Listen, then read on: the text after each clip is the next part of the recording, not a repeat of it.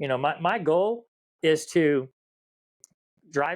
still have home base, probably in Florida eventually, but still have a You are house. getting old then if you're trying to move to Florida.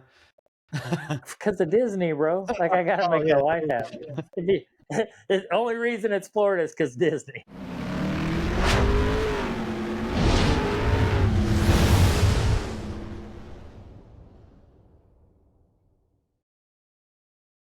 What's up, guys? Brandon here again with Modified Rides Podcast.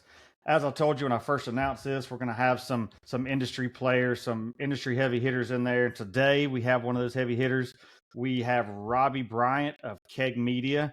If you've not heard of KEG Media, have you even been in the industry for the last, 20 years? Tell us a little bit about yourself, Robbie. So, like Brandon said, I'm Robbie Bryant. I'm with a company called KEG Media. I'm the owner and founder of KEG Media. We're kind of, I don't know, we do a lot of things, but we're a graphic design company, is how we started. We specialize in the automotive industry, but we do graphic design outside of the automotive industry. We do SEMA build management and also event promotion and marketing. So one of the ties with Robbie and I, Robbie did the Modified Rides Podcast logo that you see on the artwork from this. He did my Burrell Images logo. He's done every one of my renderings for all my SEMA builds from 2014 until now. So Robbie's become my go-to graphics guy in that aspect. So, if it's not broke, don't fix it, I guess you'd say. Yeah. Brandon almost broke it though, because he hit me up, and he's so used to telling me how to do his renderings because he knows what he wants to look like. So he starts telling me how to do his logo, and I'm like, bro, let me just do this. And I said, yeah, point taken. I said, just run with it, do your thing. I said, actually, my exact message back was, you do you, boo. Yeah. So, I told you. I said that'd be like me telling you what angle to take a picture. Now he ran with it and absolutely knocked it out of the park. So so when you first got into, I guess we'll go back a little bit. I guess when I first met Robbie, it was actually before the KEG Media days, before all of that. It was back for you OG guys. You'll remember his Alero he had. I guess you weren't even in doing any of the graphic stuff back then, because I remember I met you in Pigeon Forge one year when you had the Alero there. Yeah, I was just starting to teach myself graphic stuff. So like those vinyl graphics I had on the side, actually designed those and then used a local sign shop to like cut them for me. And, I did them in Photoshop. I didn't even vectorize them, but that's when I started teaching myself graphic design, is back when I had that Alero. That was back when me and Robbie were first introduced to each other. We were in, was it Relaxed we were in together? Yeah. Yeah, back in the Relaxed Atmosphere days. That's, gosh, forever ago.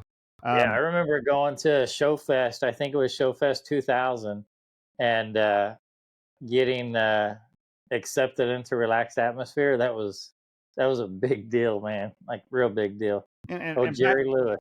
back then there was no, Facebook like there is. I think Street Source is about the only way any of us ever talked. So I think me and you actually talked to each other on Street Source on the chat rooms, and then kind of become friends that. And you're like, hey, I'm gonna be in Pigeon Forge. Where are you at? And Yeah, I don't even think we had text messaging back then.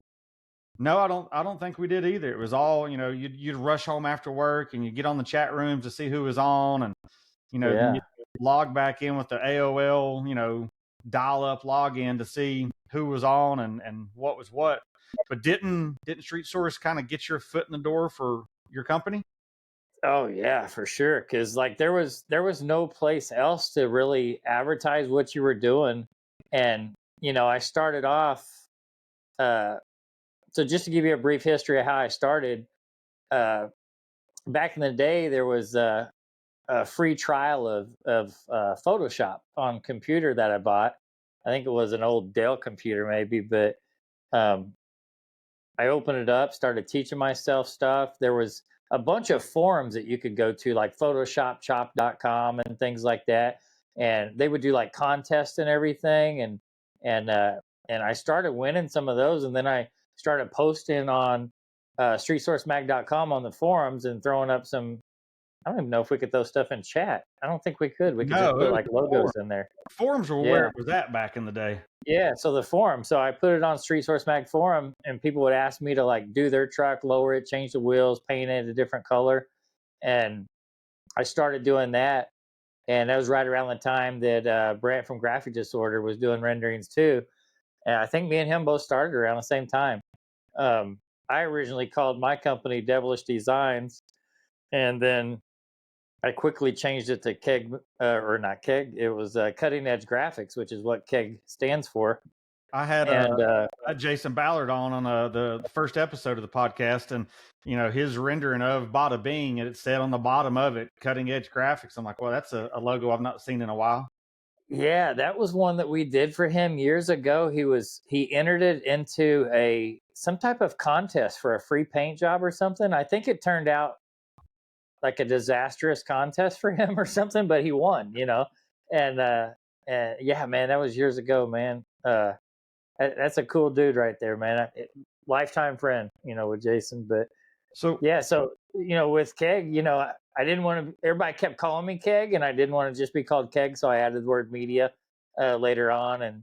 But yeah, so to get to the story, so we were doing them, we were posting them. People was asking me to do them for them. I was doing other work, for a full-time job, and I'd get home and I'd be so busy doing renderings. I decided to start a business out of it and start charging people, and then the rest is where I'm at now. did you ever think when you bought that Dell computer that you would be doing what you're doing now off of some free app? So Yeah, no, not at all. it's definitely not free anymore. As we talked the other night, it's a little expensive to run these apps. Yeah, yeah, I pay like $89 a month to have a Photoshop and Adobe Illustrator, like a full suite, Adobe Suite license. See, you don't mess with like the Premiere Pro and that kind of stuff with the video. Man, I should, because I pay for them, but I don't know how to use none of that stuff.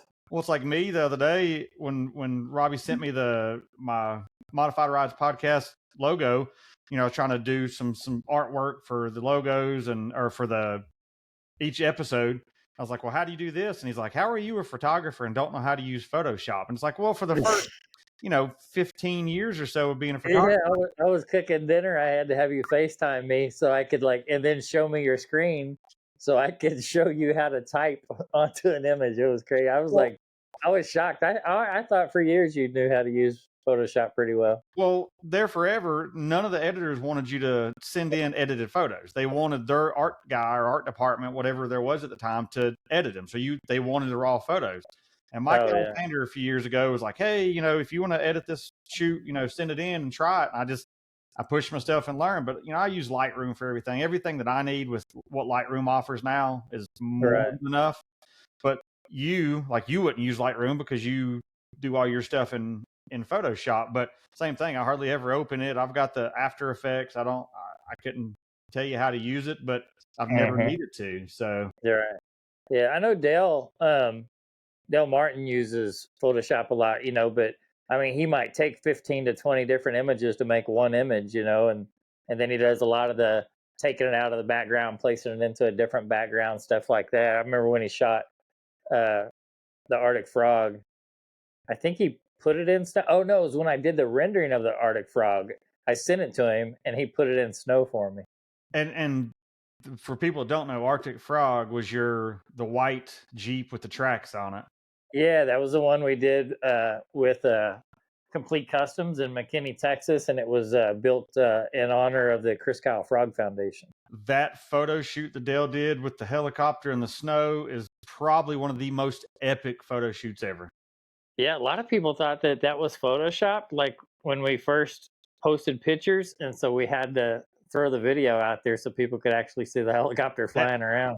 That is one of the most epic. If you just Google that, it'll pop up. It's sitting in the snow. There's like a little 2-person helicopter floating behind it. Like, it's crazy. But yeah. People like Dale, Brian McGee, some of those photographers, they do a lot of that composite stuff. I've tried it, and it's so time consuming. Like, those Dale and Brian and those guys are just masters at what they do. So yeah, they shoot a certain way. I shoot a certain way. Hell, I've had Dale shoot one of my SEMA builds. Brian shot 2 of my SEMA builds. So it's like, I go to their photo shoots and I sit with them and I'm like, wow, this is cool to see this because it's completely different than the way I shoot. So yeah, Dale's definitely a master baiter. So let's go back a little bit. What got you, like, what was your first modified vehicle experience? Like, was it picking up magazines like a lot of people did? Was it someone at school that had something cool that you loved? Or Man, my very first experience was when I was like 15 and a half. My mom started looking at buying me a vehicle, and she bought a Volkswagen Beetle that was like cut in half behind the front doors, and then it was like a flat cab or whatever, and then there was a flatbed on it that had like some rails, and it had like cherry bomb in cursive painted like hand pinstriped on the side down by the rocker. you're talking like And I old thought Beetles, that was what's that? like the old Beetles.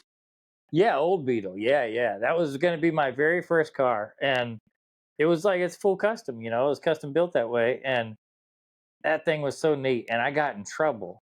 And then I had to watch my mom stick that car with a for sale sign in the front yard.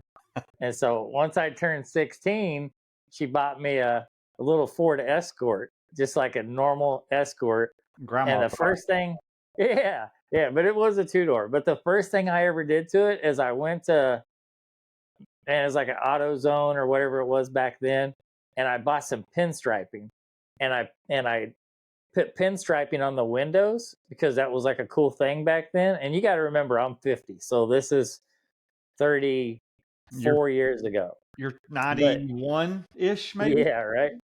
It's yeah. So well, 91 is when I would have graduated. It was before then. So it was like in the late 80s, 87, 88. Um, so I took this two different color pinstriping and I did the heartbeat looking thing, like on the glass.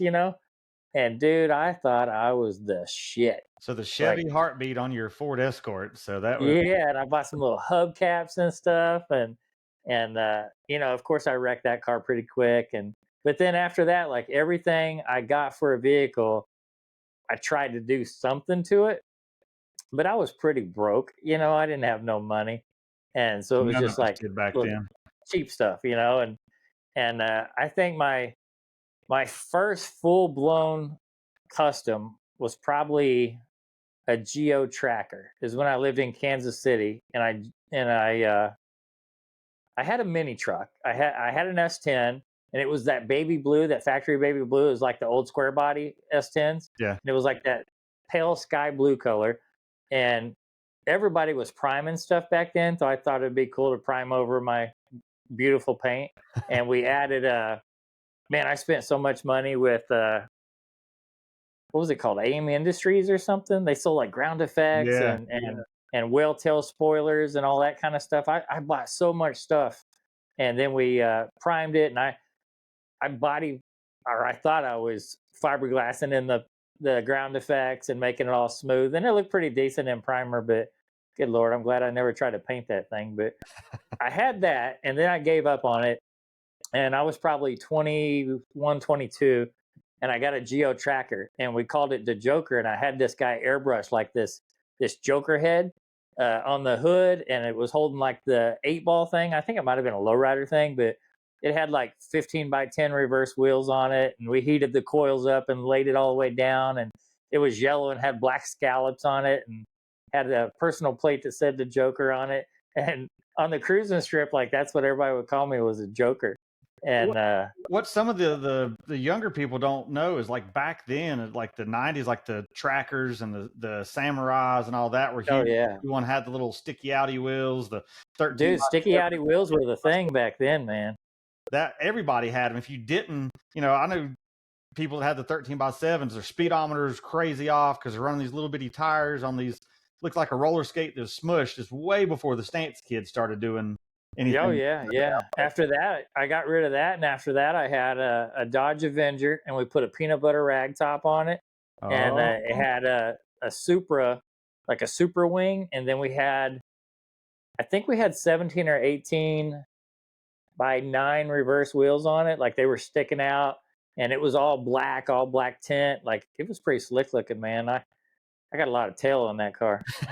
now when you say the rag on, you don't mean the sliding rag like the mini trucks. You're talking the whole roof, Yeah, I like it think they needed call fresh them velvet interior. like Landau tops or something like that, but it was a canvas material, exactly like a rag top is, Old except I Mobiles had had the 'em. whole roof covered.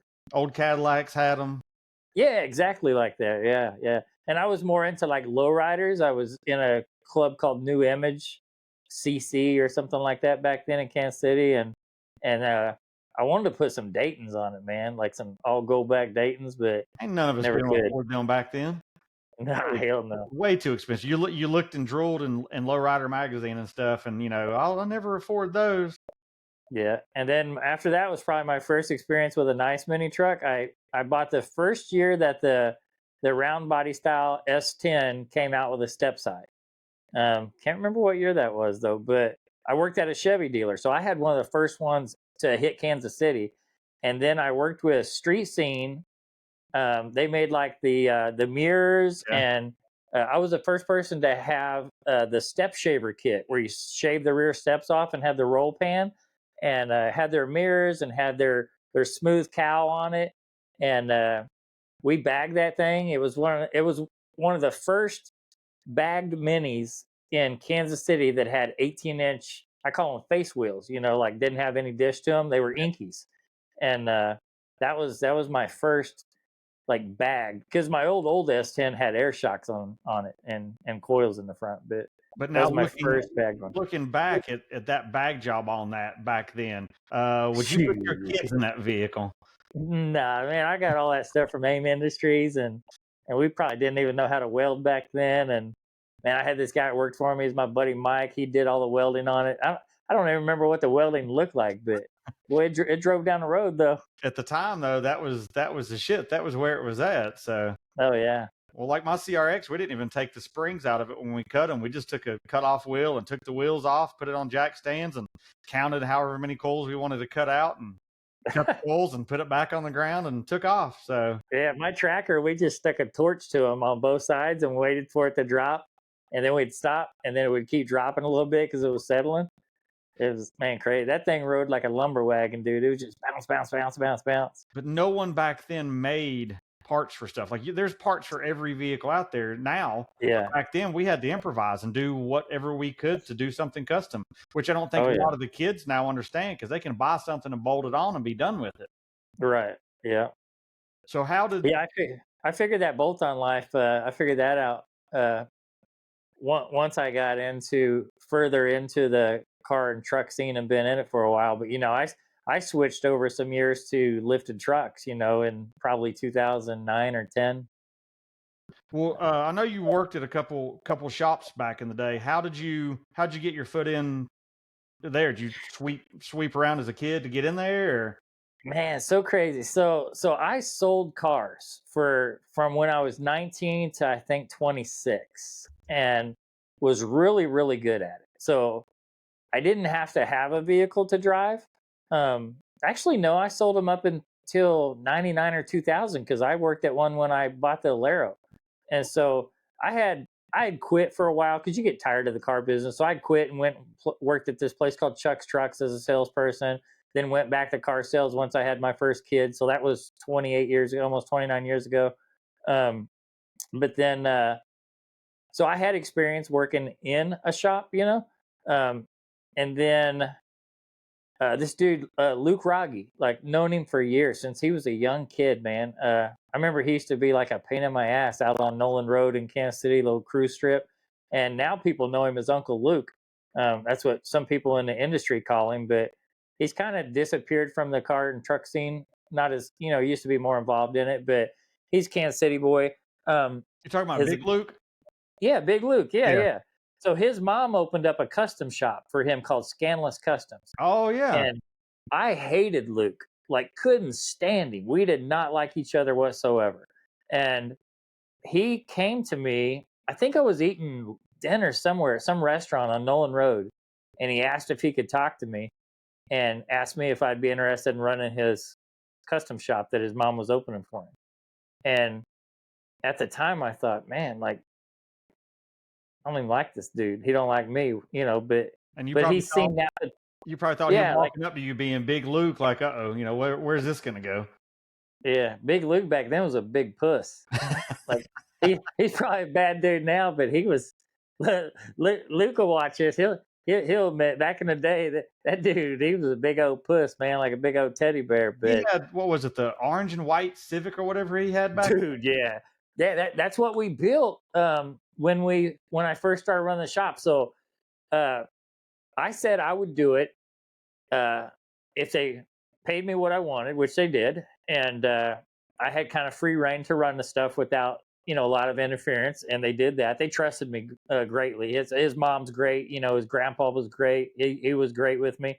Um, but I told them I wanted to move Chris Carroll, who built the Smooster. Yeah, yeah.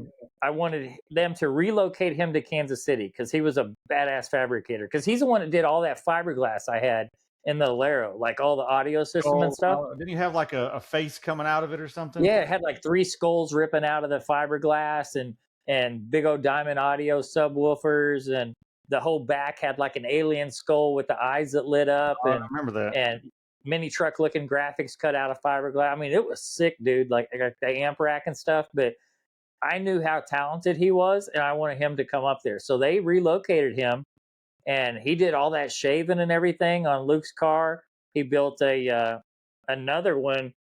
A guy's name was Kobe Kendall. He had a red all-wheel drive Eclipse GT, and it was fully shaved, the whole rear. Do you remember that car way back in the day? Yeah. The whole rear was smooth. Like there wasn't a bumper, there wasn't taillights, nothing. It was completely smooth. And Chris did that. Chris is talented, dude. Like, man, he's talented. Like the whole Smooster, he built the whole Smooster. Like I gave him some ideas and I designed it and stuff, but dude, his fabrication skill is wicked. So you worked for Uncle Luke's family for a little bit, and then you went to a different shop, or? Yeah, so I worked with his family for a little while. I don't know, about a year or two, and then I ended up getting divorced, and I wanted to get out of Kansas City, and so I moved to St. Louis, and I ended up getting a job there at a place called Scorpion Automotive. It was actually a body shop called Scorpion Auto Body, but they wanted to do like custom stuff and sell accessories. So I had known the guy a little bit from living up there. I think his name was Jimmy, but he had asked me if I'd be interested in running it. So I told him what I needed. They agreed. And so I started running that for a while, but it didn't really work out. It wasn't a very good area, not very much traffic, didn't really do any advertising and stuff. It's almost like one of those things you hire somebody and think they're going to be your savior, but you still got to put money behind it. And it just didn't happen.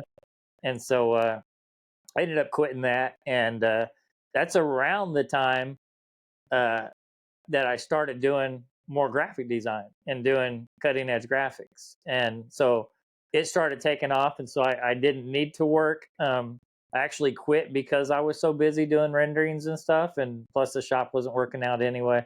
But ever since then, it's just been cutting edge graphics. I've never had to get another job. As a matter of fact, I was really getting into getting tattoos back then. And I got my top of my hands tattooed and my knuckles tattooed, and I put self-made on them, right? And I'll explain that in a minute. But I did that because I knew nobody would ever hire me for any type of good job. No car business, no nothing. Maybe an old used car dealership, but not nice dealerships where I was used to working. And so I better make my business work. And so that's why I did. That's why I got my hands tattooed and stuff. But I got self-made because I actually dropped out of high school after my freshman year, got in a little trouble with the law, uh, did a little shock time, about 4 months, and then came out, went to Job Corps, got my GED, uh, took clerical instead of taking a trade to where, learning plumbing or electrical or carpentry. I took clerical because like all the girls were in the clerical class, and Oh, what? so Because you wanted to be a secretary. hell no, no. I just wanted to be where all the girls were, and so, but I learned to type like really fast, and I got really fast on the 10 key, and so they were supposed to give you like classes to go get your GED, to test to see if you can go get your GED, and I'm like, oh no, I don't need to take classes. I'm smart. I was a straight A student almost when I was in school. I never brought homework home. All my stuff. My cousin would bring tons of homework home. He was in the same grade as me. And my mom and his mom were sisters, and they'd always talk about, well, Robbie never has homework. But like, I was really smart kid, man. And so, and I knew if I had homework, I couldn't go ride my four wheeler. So I always did my stuff at school. And anyway, I had to take a couple tests and I tested out really fast, and I went and took my GED. I think I missed like 2 or 3 questions. I scored super high and they offered me a scholarship to a community college. And uh, I started doing that. And then I was just like, man, I hate school. Why did I ever accept this? And so I went and sold cars because that was the one thing you could do back then. You didn't have to have an education. And I just happened to be really good at selling cars and did that for years. Stuck into that. So you're talking about like when you got your hands and stuff done. Back, I guess nowadays it's normal to see someone walk in with their hands done, their face done. No big deal. But Yeah. then it's like it was highly frowned upon. I remember even when I worked at Pepsi, the Budweiser guys that sold beer for a living could not have any visible tattoos, and it's like Right. it was just a whole different world. And then then what? Yeah, it is because now. I always knew that I knew when I started my business that my fallback would either be running a custom shop, which I didn't want to do no more. There's really not that much money in that, or wasn't back then, unless you're the owner, But the other thing was my fallback was always the car business. Anytime I left the car business and I wanted to go back and make more money, I went back to the car business. And so I knew for sure I wouldn't get hired back doing, selling cars at a high end dealership and stuff. So how old were you when you started? I guess that'd be Devilish Designs to begin with. Remember how old you were? Um, I would say I was probably, well, it would have been, this is 2023. So I'd say 2001, I would say. And then I changed it to cutting edge graphics in 2002. So you were out of school for a minute at this point. It wasn't like you just straight out Yeah. and ran into it. Yeah. Cause I dropped out. Like I said, I dropped out. I was barely 16, maybe. Maybe a little, yeah, maybe over 16, but yeah, don't drop out of school, kids. Don't take my path. It was rough. But yeah, I would say in 2002, well, 21 years ago, so I would have been 30, 29. Yeah, 29. But man, I didn't get my shit together. Like my life was still a disaster until I was 33. Like when I met Keena, my wife, that's when I grew up. She put the Like whip before, down, huh? not really. I mean, she never said I was a loser or nothing like that, Not to your like, face anyway. yeah. Maybe told people, but no, man, my life changed. It was weird for me and her though, because it wasn't like a normal dating thing. I met her online. The way I met her was I was in AOL Arkansas chat room with a fake name, spying on this girl that I was dating because I heard she was in there hoeing it up, Catfish. And so I had joined this chat room. Well, I became a regular in it over the next month and a half, and she was in there, and she was like the meanest girl in there. Like guys would try to talk to her, and she would, oh my God, she would just light them up. And I never tried to talk to her. And when I finally busted this girl in the chat room and called her ass out, like Keena had messaged me, and I think her screen name was "Stabs You in the Heart," and she messaged me, and I ignored it, and like a private message or whatever. And so I ignored it, and then she messaged again and said, "You just gonna ignore me?" And then she said something about my tattoos. She liked my tattoos; they looked familiar, and I was like, "Oh yeah." And she lived in Arkansas or Little Rock, or no, I lived down by Little Rock in Cabot, and she lived in Fort Smith, which is about 2.5, 3 hours away. And come to find out, her best friend's husband or boyfriend at the time was my tattoo artist. Oh. And Keena had came there every weekend and hung out with them, but I never seen her because I always went during Tuesday, Wednesday appointments, when it was more dead, and she was on the weekends. And so we had met at a Brahms on my way coming back from Kansas City. I was passing Fort Smith, so we met at a Brahms and talked, because before then we talked for like 2 weeks. So the first day we met was New Year's Day, which we consider that our anniversary. And then I would say the next weekend she came down and then stayed the weekend, went back home. And then the next weekend she came down again, stayed the weekend, got up early Monday morning, went back home, drove 2.5 hours so you get home to work. And then the following weekend she moved in. and never got rid of her since. It's But not like me and Kristen. I moved into an apartment. She stayed with me that night, and I don't think she ever left. So yeah. But it was such a hell of a drive too, and her getting up like at 3 o'clock in the morning to get back to Fort Smith to be at work at 6 a.m. But um, she got pregnant really fast. So to put it in perspective, you're pregnant about 9 months. We met New Year's Day, and our first child was born of Christmas Day that same year. dang. So we didn't have the whole dating phase, get to know each other phase. Like it was like, okay, here we go. Well, it sounds And like she whipped you into shape, though. yeah, but she had a little bit, like I spent money on cars and stuff, but she had, I don't know, she was just, I always thought she was higher end and I needed to do all I could to provide for us. And Didn't she I have mean, a Supra or something back then? yeah, before I met her, she had a Yeah, that's Supra. what I She remember. didn't Yeah. know how to drive it or nothing. She like ripped the clutch out of it. Her and her bonehead ex-husband actually sold it and then bought a Skyline GTR from some dude in like the Netherlands or something, but it was a scam. So they never even got the car and lost all their money or something. I thought I remember her saying something at one point about having a Supra back in the day. Yeah. Yeah, she had a Supra. It was her and her ex-husband's, but uh yeah, when I met her, she was actually married, but it was like one of those marriages they weren't even together and she was like putting ads in the paper announcing a divorce type of deal. And so yeah, well, she actually had a different boyfriend when I met her. She was married and had a different boyfriend, but the estranged husband was wherever, and she didn't even know where he was. And then the boyfriend, it was like a fallback ex boyfriend from before, Yeah. So I So had was to. did you meet her after you started doing designing, or was that you started that after? Yeah. So I had already done it, and I wasn't making a whole lot of money.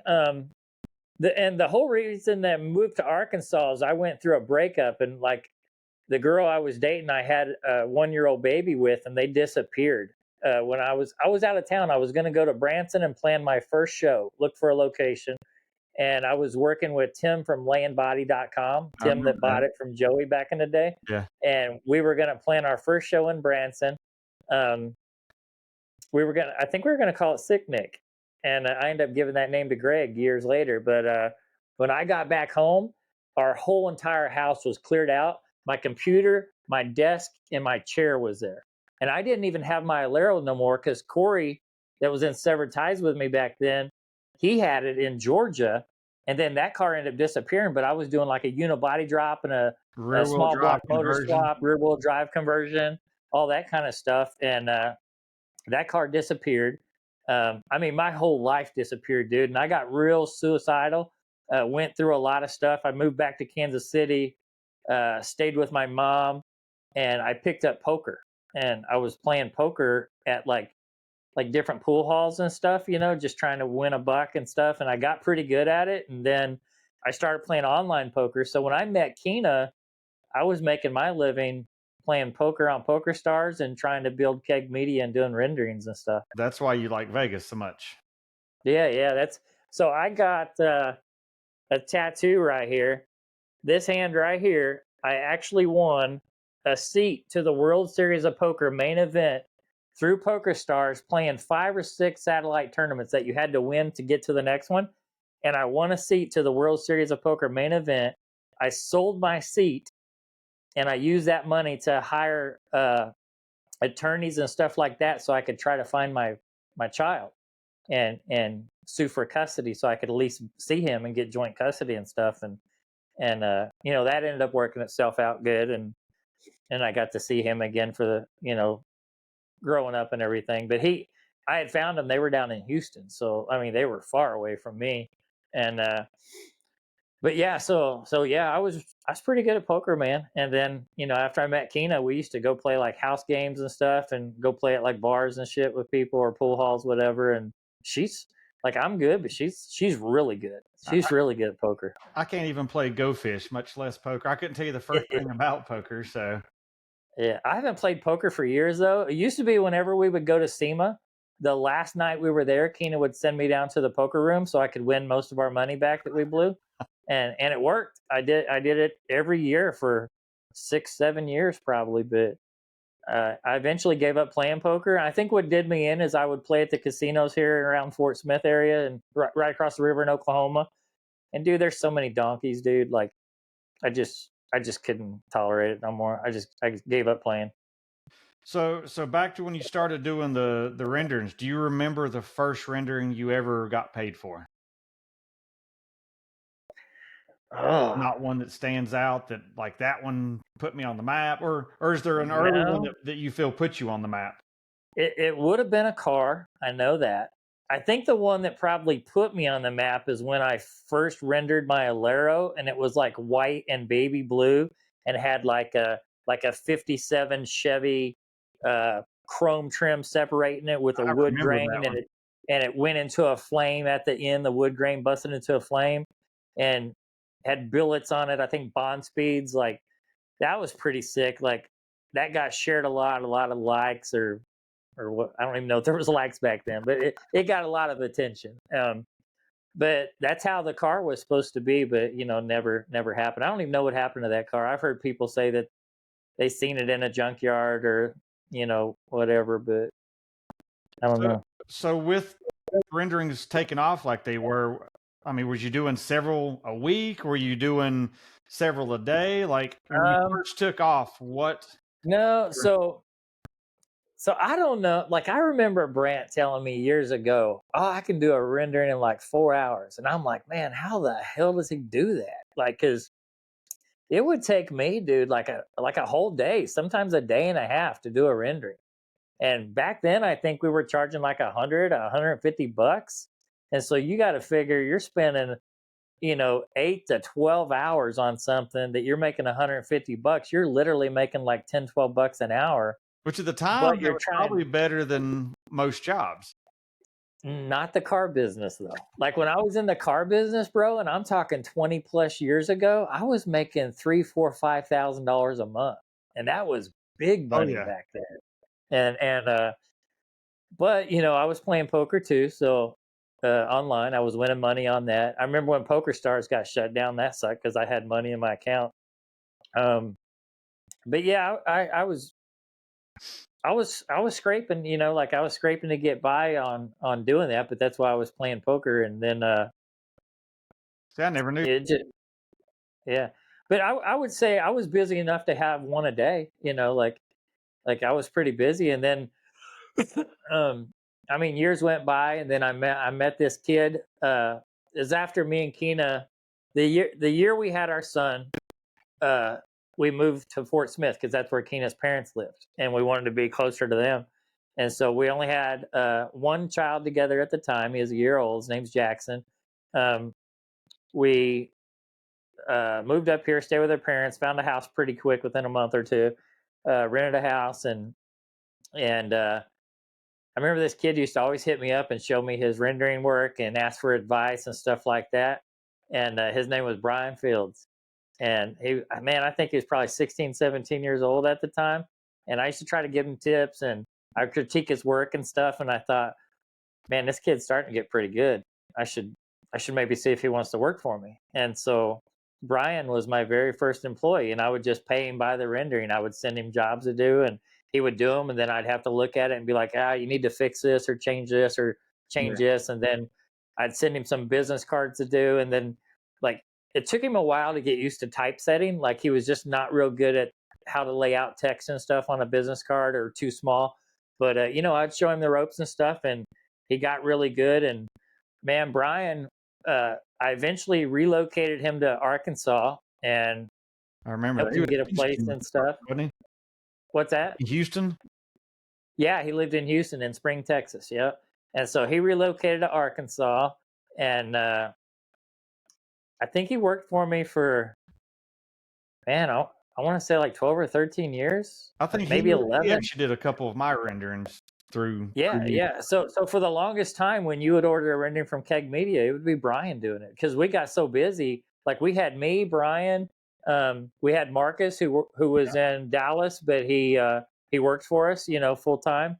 And then we had another guy we hired part time locally named Tony that did like logo stuff and some website stuff.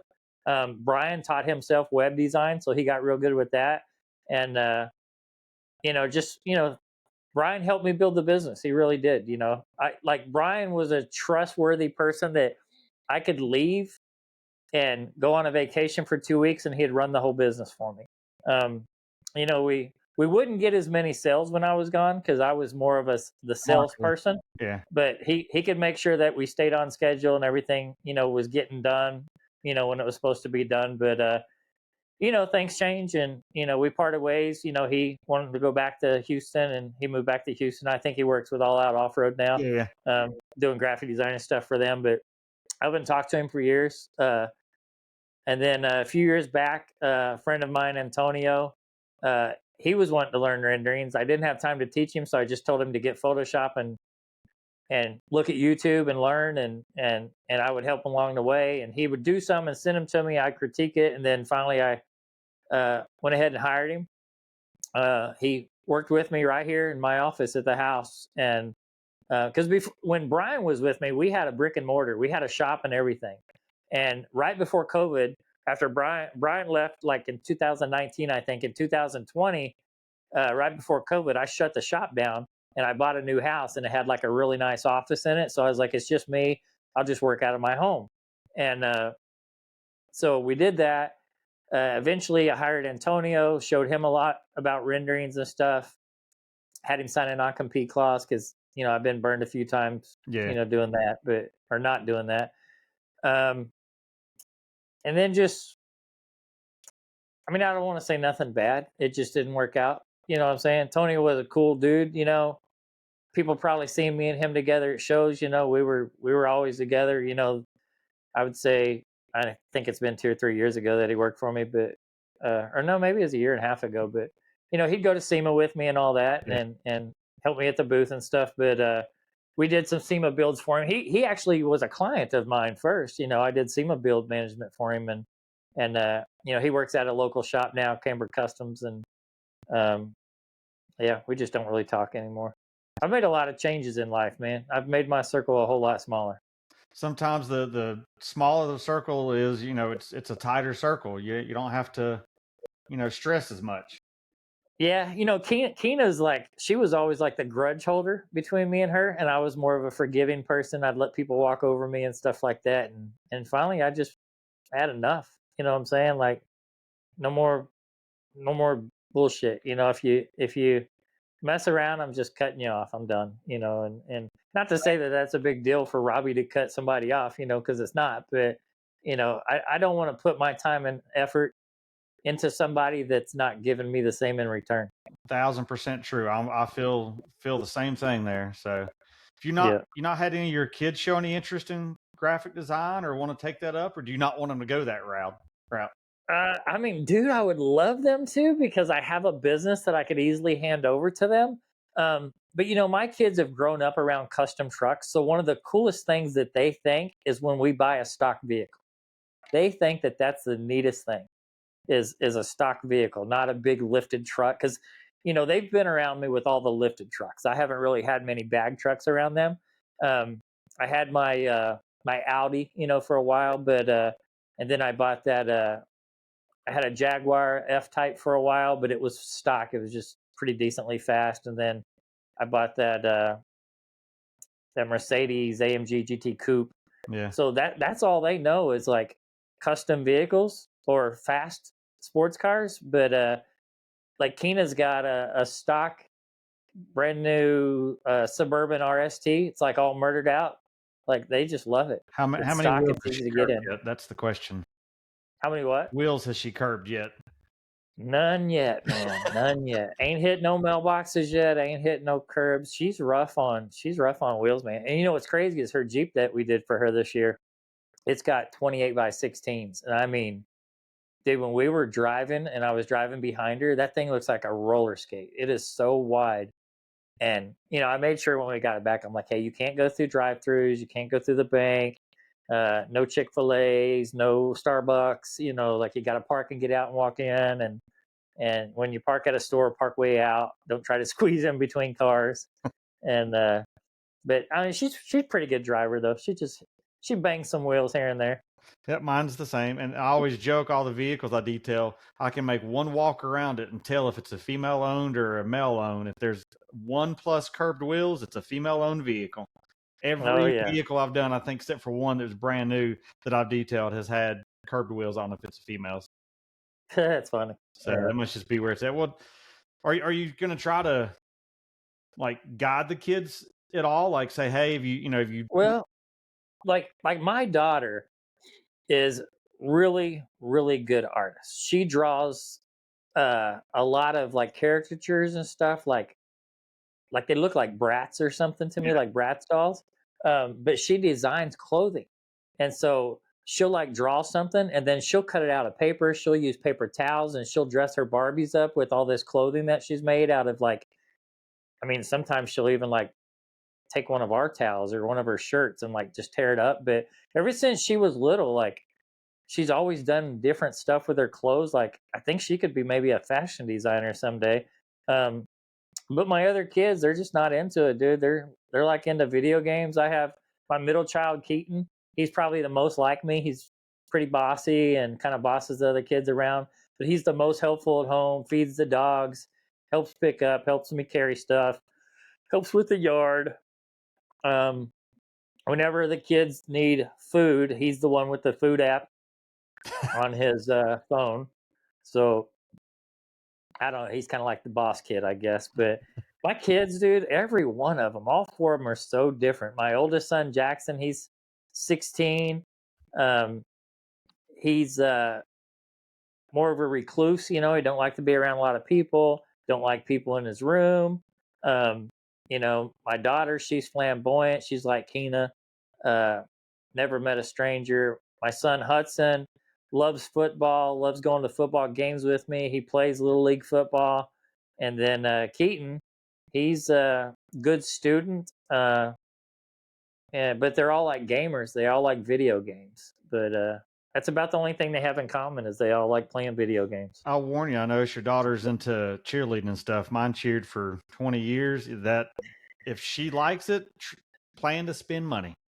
Yeah. Oh, dude, it's already costing a bunch. Like, because she goes to this school for it, and then she was cheerleading at school, right? But then she's no longer cheerleading at school because she's in a private school and they don't have football and cheerleading.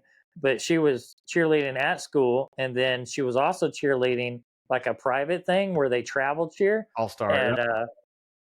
yeah, so that's expensive of itself, just paying the tuition and then like all the traveling and the hotels and all that kind of stuff, Done it my and then whole the life. outfits and the snacks, and like you got to buy something for every kid. And I Yeah. mean, I don't, to be honest, I don't even know our finances, bro. I That just might be make the best. money and Keena pays all the bills. Like, That might be best. yeah, if we're starting to get close to broke, then she'll tell me, hey, you need to make some money. That's about it. So what got you into doing stuff for SEMA? Like what had you gone before and then said, hey, I want to build something or No, so I was designing. You remember Hal from Godfather yeah. Customs? So he was a great client of mine, him and Rick Bottom from Rick Bottom Motorsports. And they would have me do renderings for them, and they would submit for these dollar program vehicles, and they would get them Do they even based still off do the those? renderings. The dollar Do program? what? Do they even still do the dollar program? I don't think they do, man. I never have anybody ask about renderings for them. I think they quit that years ago. But they That was would get them, everybody's and dream. Like I'd love to get one of these dollar programs. oh, dude, I used to think, oh, I should be able to get one of those. That seems easy, but just because I was doing the renderings for them. But the crazy thing is like they were winning like GM Design Awards with these builds and Ford Design Awards. And the craziest thing was how every time Hal would order a rendering, he would order it twice. He would say, do one like this, then do one like you would do if it was yours. And almost every time he did that, that's the one that Ford or GM would pick, and that's the one they would win the design award with. So And what people, if you don't know the dollar program, like you'd have to submit a proposal and a render and everything to Ford or GM or whatever. Say it was Ford, and you wanted to yeah, build an F-150. You'd have to submit all the paperwork and all that to them, and you could buy the vehicle for $1. They couldn't give you the vehicle just tax wise and stuff. but you would buy that vehicle for $1 and you had what, a year and a half to keep. Yeah, didn't they have no titles or something too? Yeah.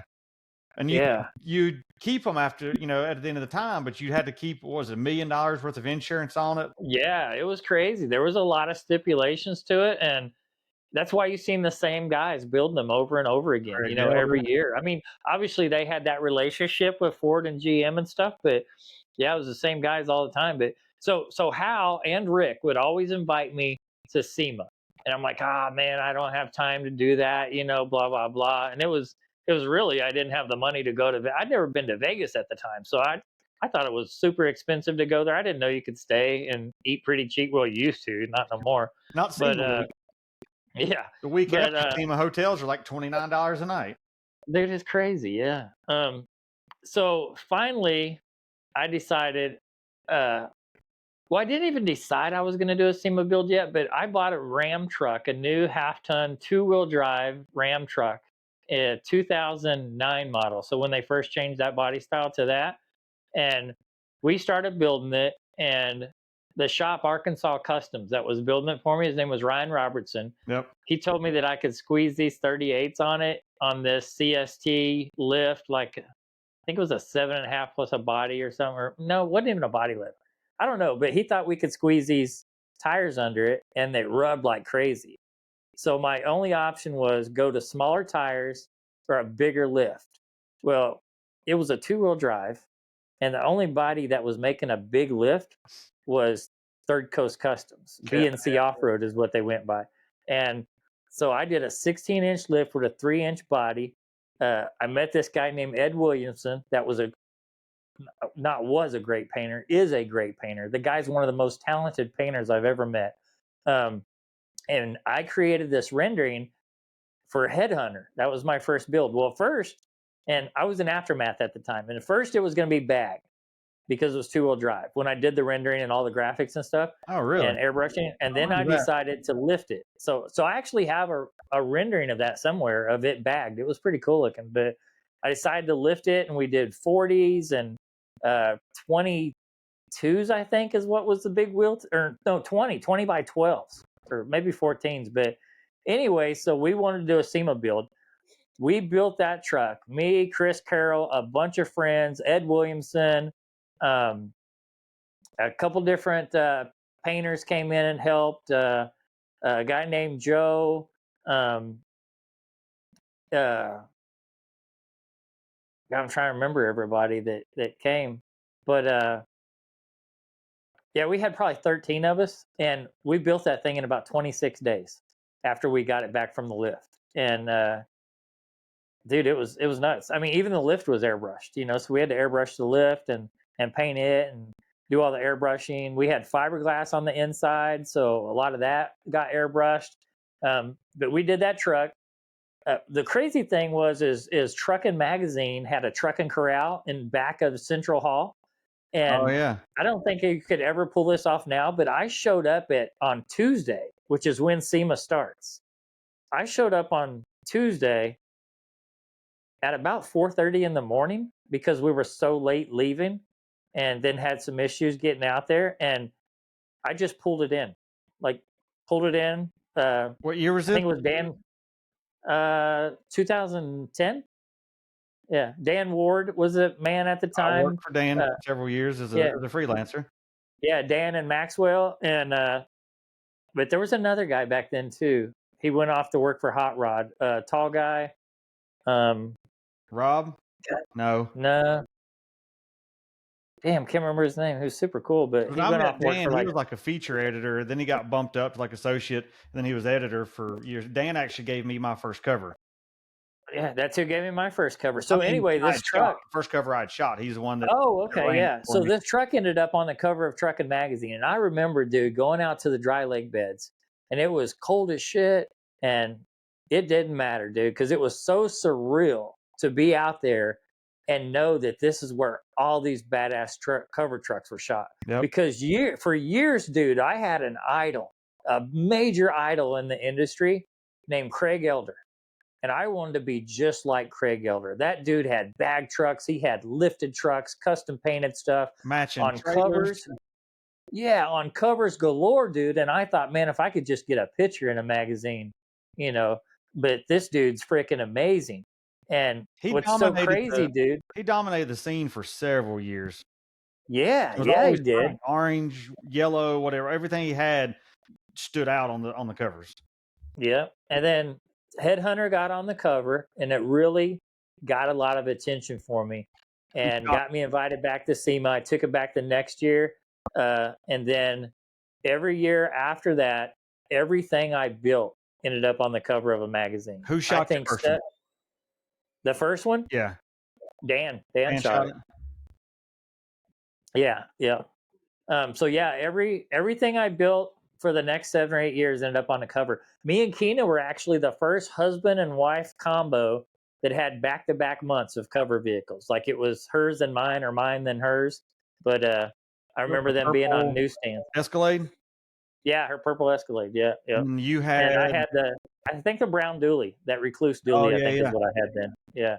But they were back-to-back covers. And then I think I was the first person to ever have a rendering on the cover of a magazine.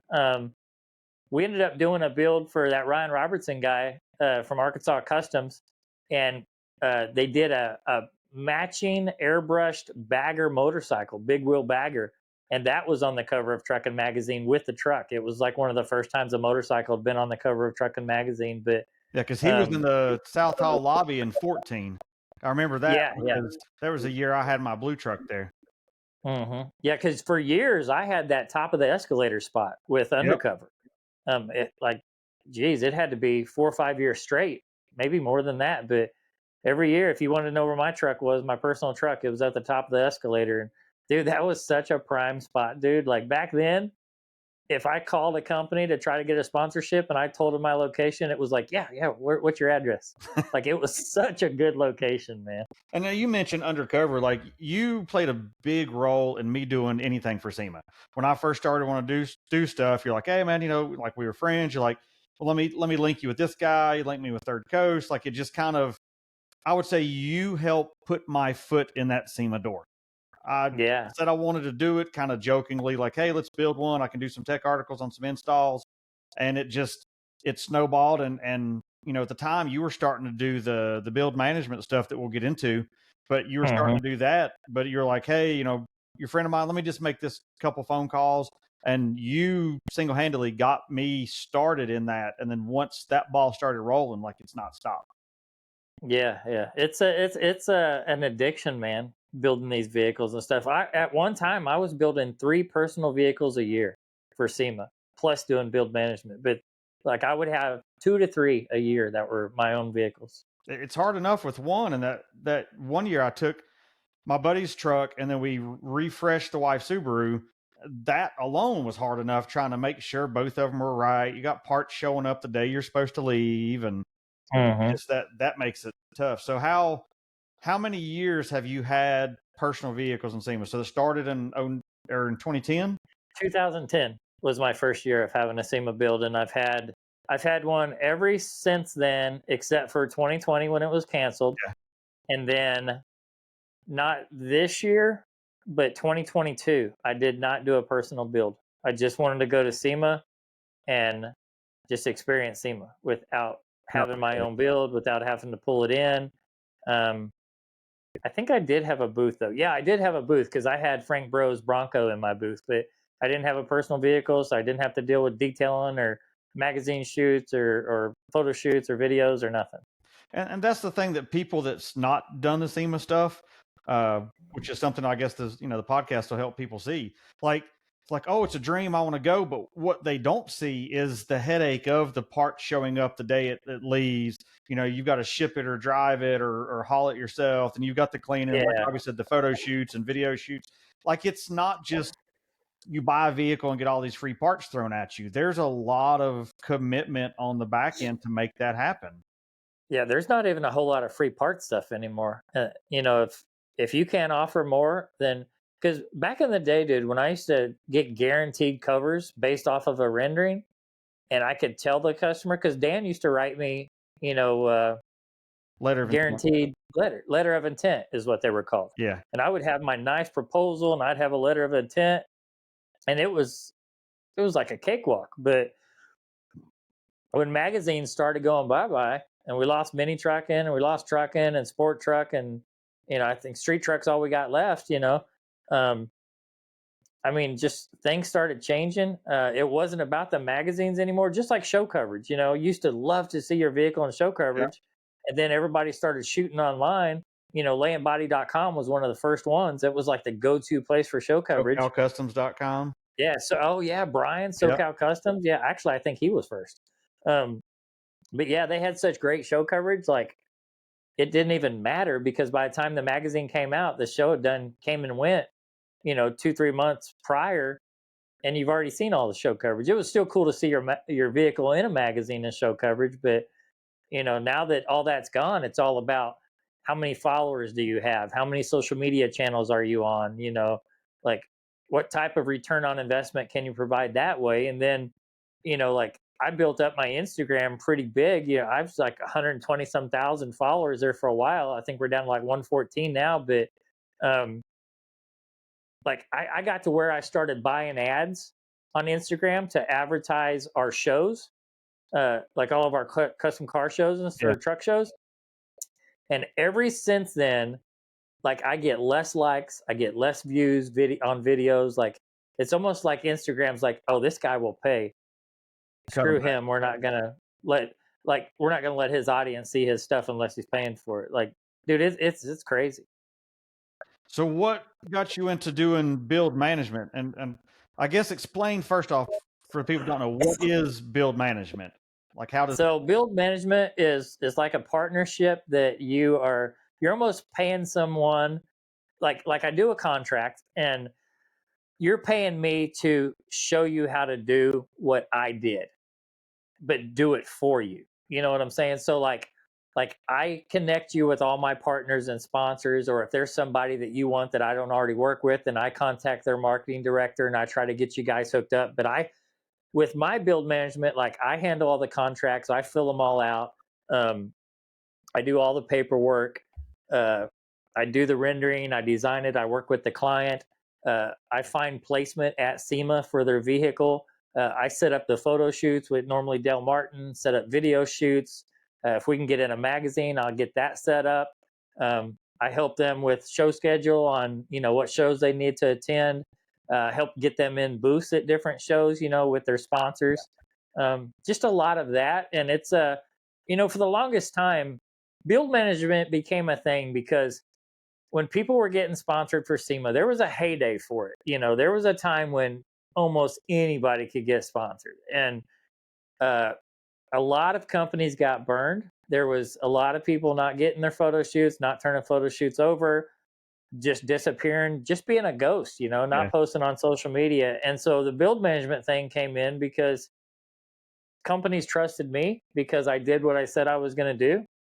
And so if I had 5 or 10 or 15 other builds, they knew that they could trust that those builds would get publicity as well. I've had 37 magazine covers, but they're not all my personal trucks. So I've gotten so many of my clients' builds on covers of magazines. I've probably had close to 100 features. I think we've had over 200 builds at SEMA since 2010 that we were a part of. But that was a good track record. It's like, I wouldn't say I became my idol, but when talking about Craig Elder, but I did accomplish a lot of magazine covers like Craig accomplished, and did a lot of cool stuff, like he did. And I knew that I had people, like I was looking up to him. I knew I had people looking up to me because like there for a while, man, people would meet me at a show. I wouldn't even be wearing something that said KEG Media. I hardly ever wear anything that says KEG Media on it. And people would want to take their picture with me or something. And I thought that was the weirdest shit, that somebody would. with you. Yeah, but we were friends. We knew each other for a long time. But I mean, people would want me to sign like some of the covers of the magazines that my vehicles were on, or like, and it was so crazy because somebody wanted to check out my build, dude. I'd throw them the keys and tell them to go drive it. They would like freak out that I would like even consider letting somebody I just never looked at myself as anything other than Robbie Bryant. And, dude, I got lucky. You know what I'm saying? And I ain't no different from nobody else. As a friend, it's cool to see you start the company grow and change, and then it becomes as big as it became, with the employees and the amount of work that you were turning out. Then it into the SEMA stuff. I remember in 13, you had your red and black Silverado, which is one of the reasons I picked a Silverado to build, because that truck, I was like, wow, that's cool. We're like, Robbie really did that. I'm impressed with it. And that was one of the reasons that truck I called Trilogy, because I knew that was going to be my third Truck and Magazine cover. So I called it Trilogy. Oh, that's what that meant. I remember it being called Trilogy. Yeah. You had that's why Headhunter, and then what was after Headhunter? Headhunter, and then Encore. I called my second truck Encore. Yeah, that was a big blue Ford on 46-inch Mickeys. And I called it Encore because it was my encore to Headhunter, is my next act. And then Trilogy, I called Trilogy because it was my third. Well, then what was your fourth one? Did it not fall in line? No, it was that airbrushed Tundra, that like 2010 Tundra that got totaled right after I sold it. Yeah. Yeah, that was, I don't remember what I called that thing. Well, it's like my Project Decade was my first SEMA build, because I'd sold my last quote show vehicle in 04, and I built that truck. Oh yeah, it had been a decade since you did it. I mean, everything I'd owned had always been modified, whether it's tint, wheels, whatever, but nothing was a show vehicle, because I was focusing on Burrell Images. I was focusing on, I'd see how many features I could shoot on a weekend and that kind of stuff for the magazines. Like, that was my goals. And 2014 when I built that Decade. Do you remember that? I remember those little baby bags you used to have on that CRX? Yeah, from Hack Shack. Yeah, do you remember who bought those? No. Oh, that is right. Because I switched. I bought them when I worked for Big Luke. I bought them to put on that little bitty blue hatchback Civic I had. Because I went from those to the cylinders. Yeah. That rode like ass, but we thought they were cool back then. I know you used to be able to suck up that tire up in it. Yeah, with the cylinders, because I had both the rear, I had the bottom, the exit port or whatever, had it like dumped the air and suck it in dog leg. So I think I was like the first on the East Coast to be able to do that. Like, I remember that one. Yeah, I remember when I did the Alera and we put juice on it. I wanted to make sure that I could do that because I thought that was the coolest thing. And if you look back, that was almost, the little stuff like that was innovative to us back then. So, it's, the industry's changed so much to, there's more out there. It's not, you don't look so different when you've got a part on it, because 37 other people at the same show have that same part. Right. Yeah. So what was your favorite SEMA build, personal SEMA vehicle that you've done? Man, I would say probably my favorite was, probably Bubble Butt. That dually. It was a Phantom dually, single cab Ram, with a 5.7 Pro charged, deep lip, 15 or 16 wide Outback. I never disappeared pretty much, didn't it? Yeah, because somebody came to my booth while I wasn't in the booth and they wanted to buy it. And then they came back and they had a translator with him. It was an Asian guy and he had a translator with him.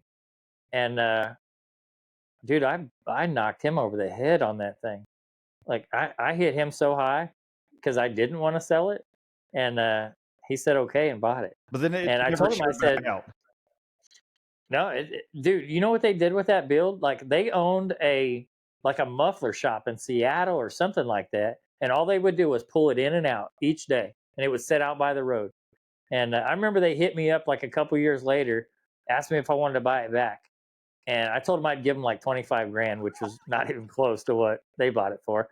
But somebody hit it with a baseball bat on the hood.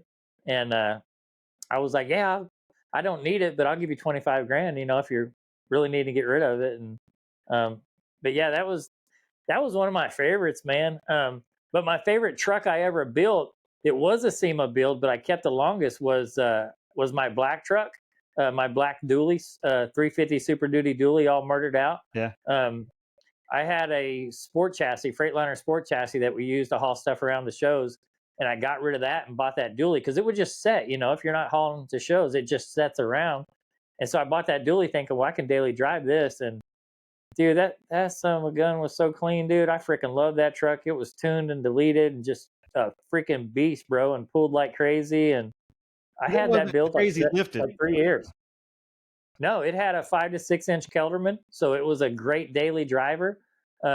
It was still pretty good size. It had 37-inch Furies on it, 26-inch American Force wheels, Aaliyah leather. I mean, it was Kelderman bumpers, rigid lights. It was just like nice, like super nice. And man, I freaking loved that thing. After I got rid of it, I was kind of sad.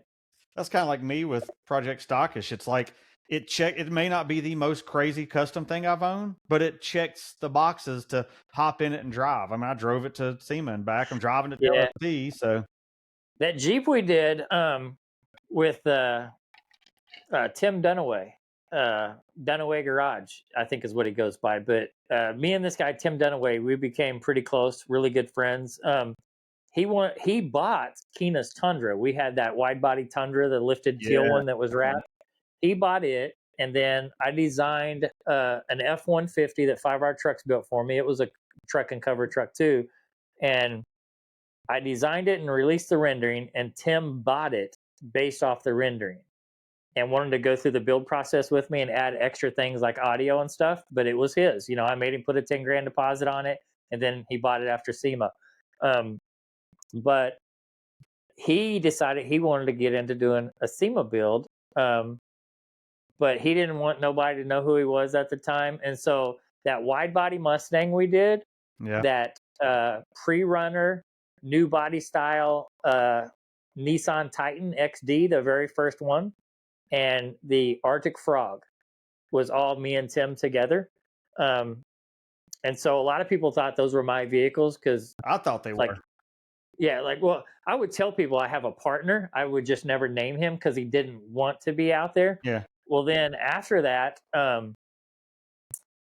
he decided he wanted to just murder it and come out and just do something heavy hitting, no budget.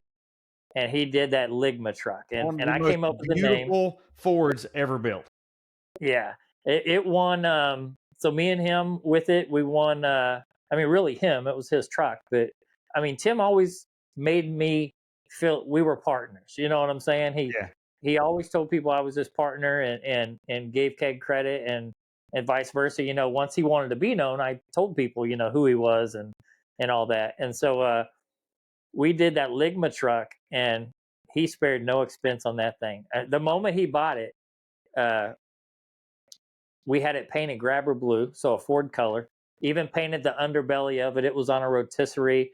I mean, had a Plan B lift on it. Like, dude, that truck was so badass. There wasn't nothing that could touch it. And we won, Amsoil truck, best truck at SEMA or something that year with it. Forces booth, wasn't it, outside? Yeah, it was an American Forces booth. Yeah.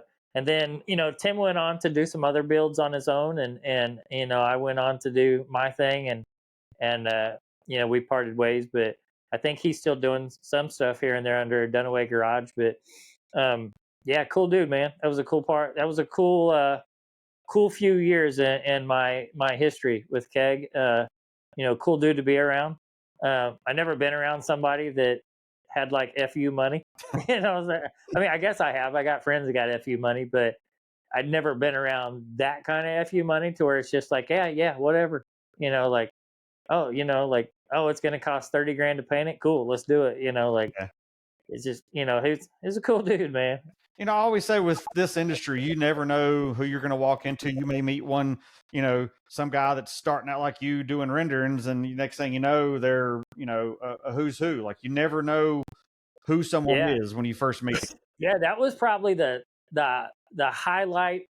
Like, around the time that I knew Tim, right before I met him is when we were really getting to the mountaintop, right? And then we met Tim, and it just like catapulted it more because that Arctic Frog truck or Jeep was badass. That Mustang was badass. Everything me and Tim touched was just badass. And we had a great partnership there. And then after that, then Brian moved back home. We no longer worked together, and I just wanted.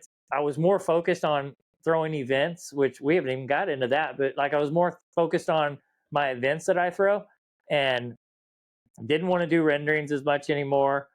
Still did them, and we still do. We do 3D. I have a guy that works with me that does our renderings. Very, very, very good person. Um, but my focus more was on build management and our events, and not so much graphic design. But I still would do graphic design for people that asked. And it's not like to this day I'm not quitting graphic design. I just don't push it as heavy as I used to You because we're just so redirected busy. your focus. Yeah, yeah. I figured out that I was a pretty good show promoter and throw some pretty good events, and thankful for that to my buddy Greg Miller, who God rest Yeah. his soul, had passed away some years back, but everything I know about show promoting I learned from Greg Miller, and that dude I think was one of the, besides Lonnie and Radar, I think he was one of the best show promoters I've ever met in my life. What was the show that you did? I flew out to cover Slammy Reunion. Yeah, Slamley Reunion. That was my first show I ever started. And the funny thing about it is Greg Miller and BJ Mills, they were going to start a new show, and they posted they needed a name, and they were going to give you a free entry. And I hit them up and I said, hey, I got some really killer names, but I would like to be a partner. So I was dealing with BJ. And, I had done Scraping the Coast flyers and artwork for years prior Yeah. to this, right? So I worked with Greg for 3-4 years prior to this. And BJ, I met him because he had kidney dialysis and was kidney transplant list, and he was going to do a show. And Greg asked me if I would do some free stuff for BJ to get him started, and I did. I agreed. I met BJ, became a good friend with him. Yeah. And Greg and BJ used to be like best friends, and so BJ said I could be their partner. Well, I did the logo and I did some flyers and stuff. And then all of a sudden, Greg, because he had so many partners with Scraping, told BJ he just wanted it to be them two. So BJ broke the news to me. Well, I was pissed because I already did the logo, did the flyers. And I was like, well, you guys are going to have to pay for that. So I sent him a bill, and then Greg was pissed and I was pissed. So it was like, man, fuck Greg Miller. I'll do my own show. So I started Slamily Reunion. Well, I had gave them the name Sick Nick. That was my freaking name. And so I let them keep that. I started Slamily Reunion. And Greg was me and Greg were beefing for a while, dude. And he was going to start this show called Relaxing in Jackson in Mississippi. And he posted on Street Source the same dates that I was doing Slamler Reunion. So he was just digging. You know how Greg Miller was. Boy, he could dig at you.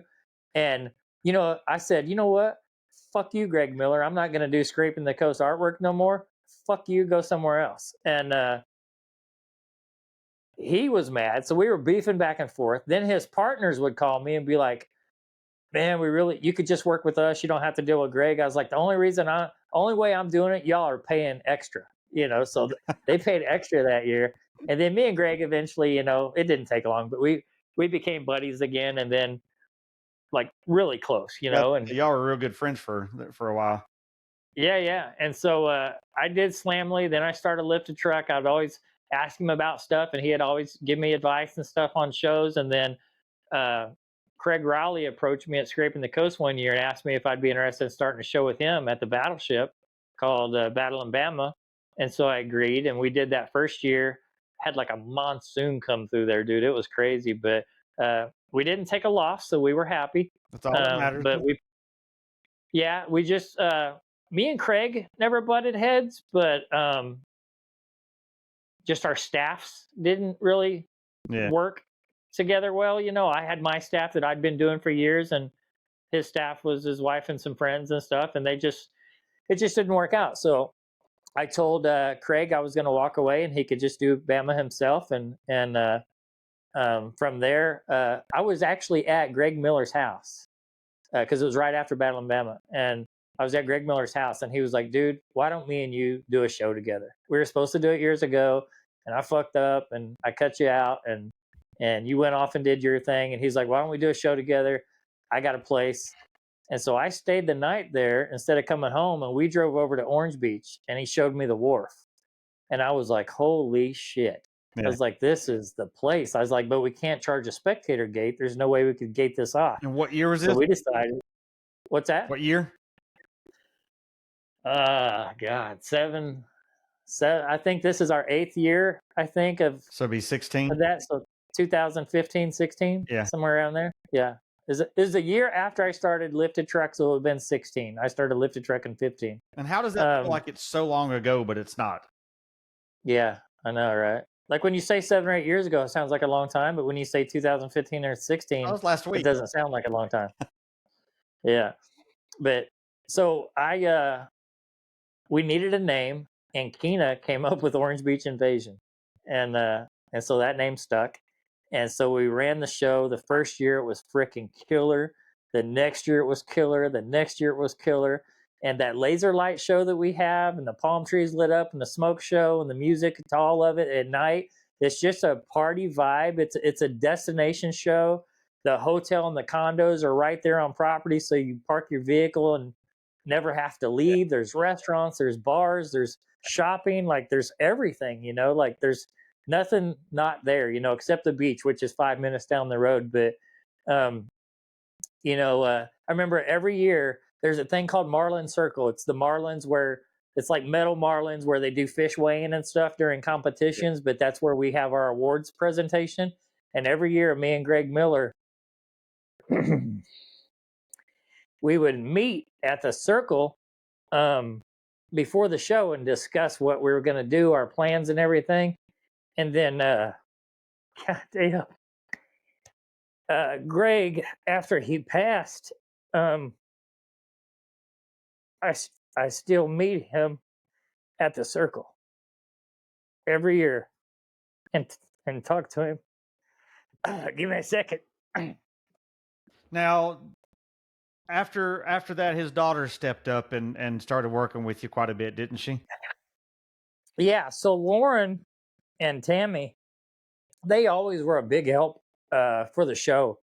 And so, I mean, I assume Lauren already knew what I was going to do, but I changed our paperwork to give her 50% ownership, to give her dad's part. Yeah. She deserved it. It was theirs. It was his estate anyway. It would have been, I mean, a shithead move for anybody to try to burn somebody like that. But it just never even crossed my mind. It was the first thing I thought of was, hey, we got to get this paperwork changed so you're my new partner.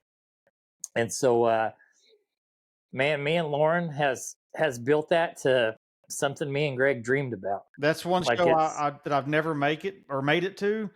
It's like I couldn't when I was at Pepsi. It was one of those things like it just kind of didn't work for me. And every year I'm like, I'm going to go, and then something happens and I wind up not going. So I need to get to it because the pictures and stuff are ridiculous. And yeah. I used to go to Scraping the Coast every year, from the day I started doing their design work back in like 2006 or 7 or something like that. But I haven't been since Greg was in the hospital. Haven't been back since, when he was still alive, but in the hospital. I didn't want to go because I thought he was going to pass. Like a lot of people didn't know at the time when Greg was in the hospital that he had COVID or how bad he was. But like I knew, and I can't go. yeah, It's a weird thing. that's a show I've never made it to either.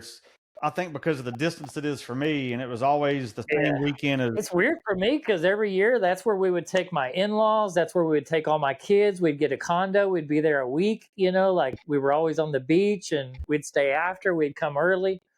And I can't go back. It's just one of them things, man. It's part of life. I mean, something that, we never thought 20, 30 years ago that we'd all have to deal with this, but of course we're all old with all our gray and stuff now. So yeah, man, we lost a lot of good people that year, dude. Ernie Macias and Alex and Pickle and Greg. I'm sure there's others I'm not thinking of, but I mean, we lost some big names in the industry that year. Sure did. What your new adventure with shows though is the overland stuff, because you've started to dive into that pretty heavily. So yeah, well, my first newest thing was last year. I partnered up with my buddy Josh from Max Diesel.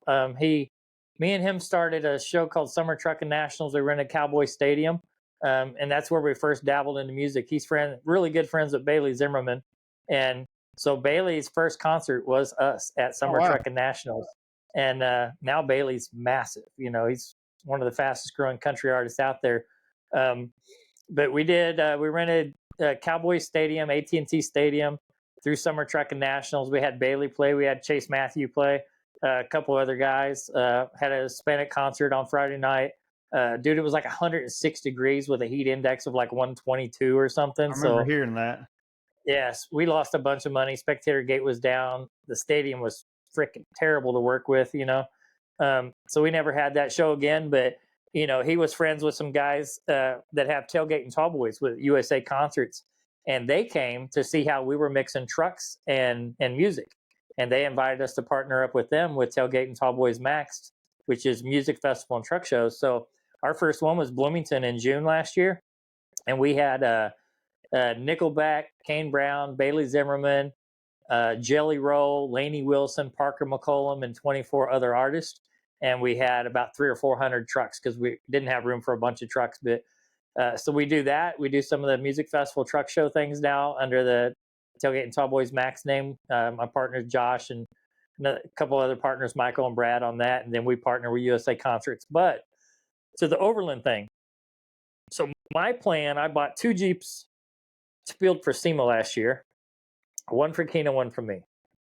My plan was, I seen how big these Jeep events are, and I thought I need to get in on that action. They're massive. And so I was going to build an Overland style Jeep for me, more off-road, more capable, and then a beachy mall crawler Jeep for Keena with the wide American Forces and DS18, everything, And so we did, and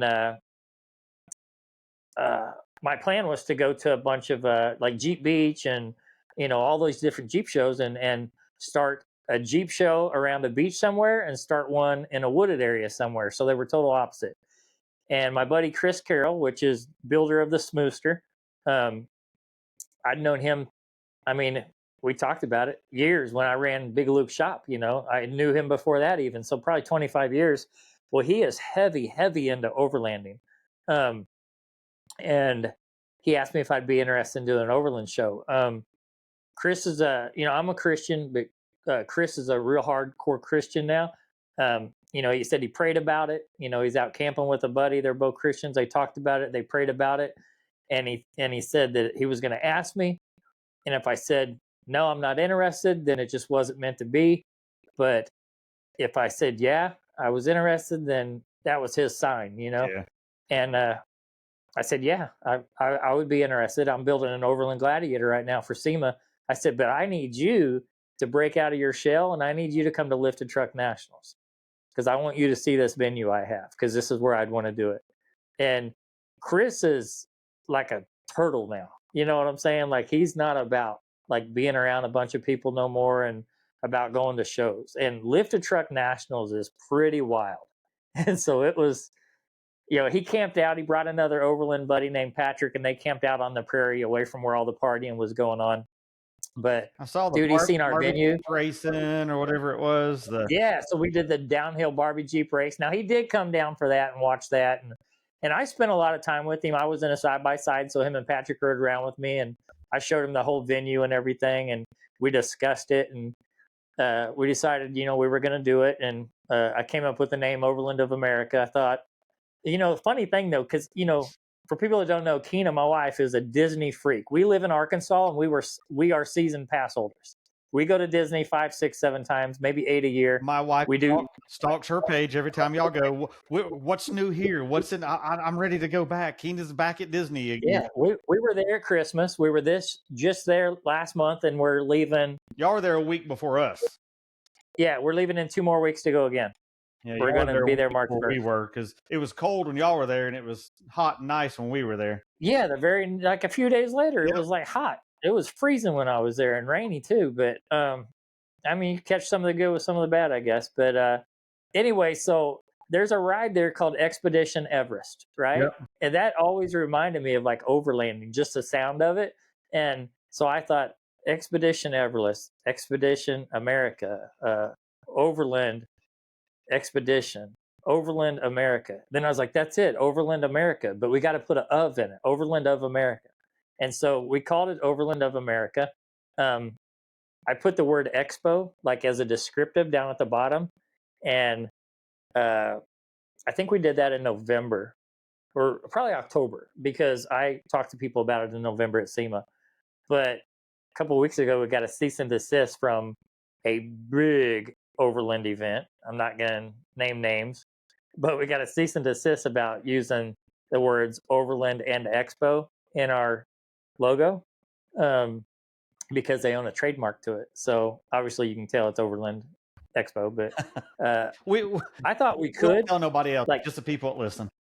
Yeah. So I read the trademark and it said that they didn't hold any right to the word expo by itself. And I know expo is a descriptive, but we sent off for our trademark for just Overland of America. And so I talked to them, after, they got a threatened suit at first, that's just the legality crap. Yeah. But, I talked to them. They were really cool. We emailed a few times back and forth. I said, hey, I don't really want to do an expo anyway. I don't want mine to be known as an expo. I want my event to be known as an experience. And so we're totally fine with dropping the expo name. I told them I would get rid of some stickers we had made and some business cards and reprint them. And they said I could keep my tent because I just had a tent and flags and stuff printed, or it was about to be printed before Chinese New Year. Luckily, I caught it, and it's not going to have the word expo on it no more. But they were cool enough to let me not change the tent until the next time I ordered one, which could have been a year. But pretty cool people, I'm going to be at their event. I'm going to attend one of their events. I can't wait to go and see how theirs is. And I'm going to go to the Colorado one. It's called Mountain West. But yeah, so ours, let me talk about ours, not theirs. So ours is Overland of America. It is in Jay, Oklahoma at Mid-America Outdoors. It's the same place I hold Lifted Truck Nationals. And it is 1 week after Lifted Truck Nationals. So if I'm not a glutton for punishment, I'm going to do 2 shows back-to-back weekends. And I'm pretty sure I can pull it off, though, because it's 2 totally different crowds. It's not even the same. I'll have a few vendors that'll lay over from Lifted Truck, but not very many at all. But, it's all about camping. And the whole reason I really decided to do it is Chris took me out overlanding. For those that don't know, I'm in Arkansas. I live in Fort Smith, which is considered the River Valley. So on one side of us, we have the Ouachita National Forest. The other side is the Ozark National Forest. So there is so many waterfalls and creeks and trails, and just Arkansas is freaking beautiful. So we went out on some trails in the Ozarks and camped. I slept in a hammock. It was pretty cool. He got to sleep in his rooftop tent, but I slept in a hammock. So you lost. I was going to sleep in a ground tent, but he forgot the ground zip part, the floor. And I'm like, hell no, dude, I don't like snakes. What if a fucking snake crawls up in this bitch with me, And sorry about cussing. I don't know if we can cuss on this or not, but you never gave me no rules, bro. Never gave me rules. So we went out camping. It was a lot of fun. Just the cooking and the self-sufficiency of it. I grew up camping and not hunting, but camping, fishing, boating, things like that down around the Lake of the Ozarks and Warsaw and Truman Lake and stuff. And it just kind of brought me back to my childhood. And man, I just thought it was fun, and it's just so relaxing. And looking at Overland events, I'm like, man, these Overland events are all about the vendors and the campers. It's not about burnouts and this and craziness and flashy lights and who's got the biggest pocketbook, you know what I'm saying? Yeah. A lot of these guys spend big money, but there's a lot of budget overlanders out there too. You would be amazed how many mini truckers are actually overlanders now. Really? Dude, I know of 5 or 6 just in the Arkansas area that are heavy into overland, like Paul Monroe. Or you don't mean taking mini trucks overland. You mean that they're into mini trucks, but now overland. Yeah. They were mini truckers and now they're overlanders. Yeah. I know probably 5 or 6 of them, Chris was a mini trucker. Yep. He built one of the most iconic minis out there with Smooster. That's that truck. I remember my favorite truck ever is, I can't remember her name, but it was that pink square body S10 with the orange flames out of Florida. Janie, the one that Jimmy built. Yeah. She had passed away some years back. Yeah. that was my favorite mini truck ever freaking built. And, to me, that's an iconic truck. But to see people talk about Chris's Smooster truck, like I think that's became one of those memorable, iconic mini trucks, The front end was just totally different on it. Yeah, I came up with that idea. Now, who was it? Alamo Customs did the new Silverado that basically has the same front end wraparound billet like that. So yeah, well, on a Jimmy, on a or the GMC version, Sonoma, wasn't a Jimmy, but the GMC Sonoma, it had humps on the side and a smooth in the center. And the S10 had the crease in the center and smooth on the sides. Yeah. So we cut those two hoods and put that together to have that one smooth hood. And then we continued it all the way around. And I got the name Smooster from, was it Boyd Coddington did a ride called Smooster years ago? Yeah. Yeah. That's how we came up with the name for that. So, but yeah, man, this Overland event's freaking awesome. We have signed on some big companies that I never even realized I'd be working with. Have you ever seen that company called ShiftPod? They make these ground tents and they look like they belong on the moon. They're like silver reflective material. They're like $1,600 a piece. They're freaking awesome. Like, you don't use poles or anything. You just pull these things and pull the sides out and it just pops right up. But they got round windows in them. They literally look like a lunar landing tent that you would have. It's called ShiftPod. They came on as our title sponsor. We've hired Differential Communications as our PR firm. I've never done that before with an event where I hired a PR firm or a marketing firm. I always did it myself. But DIFCOMS is short for Differential Communications, but they worked with the other big events for the past 2.5 years as their PR firm. And they're no longer working together. And I was introduced to them. So I was like, yeah, come join us, So we contracted with them for our first year. And our first press release is about to drop in 10 more days, the 26th. So right after their LST. job is to, what's that? Right after LST. Yeah. So their job is to get us like write-ups from different journalists in like Car and Driver, Men's Journal, New York Times, but like online, Outside Magazine or Outdoors, just different things that have to do with what, men and outdoors and all that kind of stuff, Yeah. Well, I know I got you hooked up with the Tread, which fits that whole demographic. Yeah. Because I'm pretty sure Tread is going to shoot my Gladiator once I say, okay, I'm finished, but it's like I'm so new to overlanding. Like my rig is, I would say 91%. You know what I'm saying? It's almost there. Is it Robbie Bryant 99% or 91%, or is it the Overlanders? It's probably completely done for most of them. Oh yeah, dude. Like, I mean, I'm sure they would kill to have my rig, but there's like just certain things I still want to do to it. I want to have like a tire carrier bumper. So I have a tire carrier on the rear, because those tire carriers they swing out, and then there's a table that folds down, and that's what you use to cook on. And so I want one of those. I'm trying to work with this company called Rigged Supply, RIGD Supply. And they make a tailgate hitch thing that goes into your hitch, and it's a tire carrier, and it swings open, and it's got this huge table. So Rigged Supply, if you see this, I'm trying to work with you guys. Please work with me. I'm going back to SEMA. I'm going to be in Tread Magazine. But dude, the crazy thing is, bro, is if I was building a lifted bro truck, mall crawler, whatever, like, I'm not making fun of them.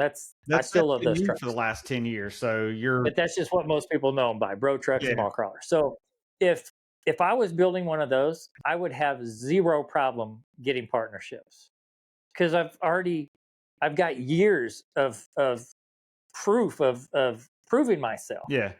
But nobody knows me in the overland industry. And so it's like I'm starting over. So I have to resend out my proposal, talk about, hey, I've got a feature, that is pretty promising in Tread Magazine. And I mean, I don't have a letter of intent. I don't even think those are a thing anymore. But yeah, I'm going back to SEMA. I own Overland of America. We're going to have this expo. I bought a booth for More Expo, which is an event in Springfield, Missouri, which is an Overland expo or Overland event in Springfield. that we bought a 30 by 30 booth at for our event to promote at. And man, it's tough because in that industry, it's all about the influencer. They call them storytellers, the guys that go out every weekend and film and YouTube and all that. Like I've got over 100,000 social media followers, just Instagram, but all my stuff, and I've got 5,000 on YouTube, which I don't even use. I'm going to start using it again. Actually changed my YouTube name from KEG Media TV to KEG Adventures because I'm going to start filming. Yeah, I'm going to start filming like our RV trips, our Disney trips, like when we go to Rome or freaking Mexico, or if I'm overland camping, or if I'm in the Grand Canyon. I'm just going to start filming and putting it out there because that's the guys that people want to partner with, you know. And here I am. I've done all this stuff to prove myself over the years, and it don't mean squat. Like, dude, it's hard. It's definitely a different industry, and it's so crazy because it's still the truck industry. It's just a different side of it. Still modified. It's not like they're rolling stock. Yeah, still modified stuff. And like, I mean, dude, my Gladiator is freaking badass. Like I've got a company right now called Skinny Guy Campers. They make like this $30,000 or $35,000 just badass camper. It's got like, it opens up in the top. It's got a toilet in it, a heater, kitchen sink, stove, all this stuff in it, and it's one that fits on top of your bed like a camper shell. And they want me to be an ambassador for them. They're willing to give me one to use the whole year, and then I give it back at SEMA, or they sell it to me at like a big discount or something like that. But I've never done a sponsorship to where I give something back. You know what I'm saying? So that's weird for me, you know. And but it's a $30,000 part. You know what I'm saying? $35,000 product. That, I mean, I get it, because in the overland industry also, people that do the trailers, the pull behind overland trailers, like they'll loan those out for like a year at a time to some of these storytellers and influencers, and they'll do all this filming. So they're getting like all this publicity out of it and filming, and they're camping with it, real world use, but then they give it back. And That's so not part of a vehicle though. You just unhook it and drop it off. yeah, that you can unhook. But with me, I would have to take off the camper I've already got. I'd have to take off probably trim up my roof rack because it might hit it. I would have to get rid of my deck system. I'd have to get rid of some of my rigid lights that are on my camper. I'd have to get rid of my rooftop tent, my awning. Like, there's a lot of stuff that I have to change to do that. And like, I want to do it, but then I'm still like back and forth about it. You know what I'm saying? And it's like, if I was just starting from scratch and I hadn't already built my rig and almost had it where I want it, it would be like, oh, hell yeah. You know, this is the way to go. I don't care about giving it back after SEMA, but I plan on selling my rig after SEMA. But I have enough things coming up before SEMA, and all the filming we're going to do, and the expos and events we're going to attend, and the possible Tread magazine feature, that should be enough, in my opinion. But it's different in that industry. But I ordered a Ineos Grenadier, which is a vehicle built in France. It's like it's like the ultimate off-road vehicle. It's got triple lockers. It looks like an old Land Rover Defender, but they quit making those. And so this guy who was a huge Defender, you know, buff, he wanted to buy the rights to, I think, the Defenders, and they wouldn't sell it to him. Like Porsche, Jaguar, or whatever wouldn't sell to him, Land Rover, or whatever. But so he designed his own vehicle and started his own vehicle company called Ineos. Is that your build? So I ordered one of those. Is that your build for SEMA this year? No, it won't be until probably October, November. So what are you building for SEMA this year? I'm just taking my Gladiator back, just changing it up, going to do a wrap, got different wheels and tires going on it. Fury just sent me some new tires for it. KG1 sent me some new beadlocks for it. But I mean, I've done a lot of stuff to it since SEMA, you know, just little accessories here and there, but we're going to wrap it. I got all my lighting finally finished up. Mine's got AccuAir suspension on it, which, dude, AccuAir, like, I would think it's going to catch on in the overland industry, because one thing I've noticed about overlanding is when you go camp, you try to find a level area to camp, or else you're going to be sleeping all messed up, you know? Drive on blocks or something. Yeah, or they have to like stack on rocks or blocks. Like, dude, if I go out with a group, I can take the worst spot in the camp area because I can just level myself out, That so like I said, if you're taking that back, you're going to do the build management again this year. That's still on the books. Yeah, I need to. Sorry, I vape. I had to get a vape. You're a ricer kid. So We knew it. yeah. I'm surprised I'm not doing because everybody knows I vape. I vape and I drink sweet tea, Gold Peak sweet tea. That's all I I ever don't do. think I've ever seen you without at least one of those in your hand. Always my phone, a vape, or my sweet tea. I always got one, usually two. But what'd you ask me? I'm sorry. About doing the build management for this year. Oh yeah. So Keena's been on me because we're about to start February, or actually we're in February, so we're about to start March. I haven't signed any builds up yet. I have a few contracts that I have to get done. A couple guys I did builds with last year. So this will be my advertisement. If you want me to do a SEMA build for you, get with me so we can get you on my books, because I'm only going to do probably 10. The days of me doing 20-25 builds are over. It takes too much time. I want to be able to dedicate the time that I do have properly to the people that I'm working with. So I'm only going to do probably 8 or 10 vehicles. I don't care people like Chris, old truck guru, does like 60 something. It's like I couldn't imagine it. One's too much for me. Dude, it's crazy. But you know what? When I talked to Guru and I talked to Josh at Max Diesel, like they don't fill the paperwork out for the people. Like they make their client do that, which that's a time saver, bro. Because say for instance, if I'm working with Fury tires, right? And I have 11 builds that need Fury tires. I have 11 different digital forms I have to fill out. Now, if you figure when I was doing 2022 builds, everybody's getting horn blasters. Well, if I have to fill out 2 or 3 forms for horn blasters, or 1 form for Viair, or you know what I'm saying? Yeah. But all my builds were using Viair. It's like that, dude, that's a whole day and a half, 2 days sometimes just filling out forms.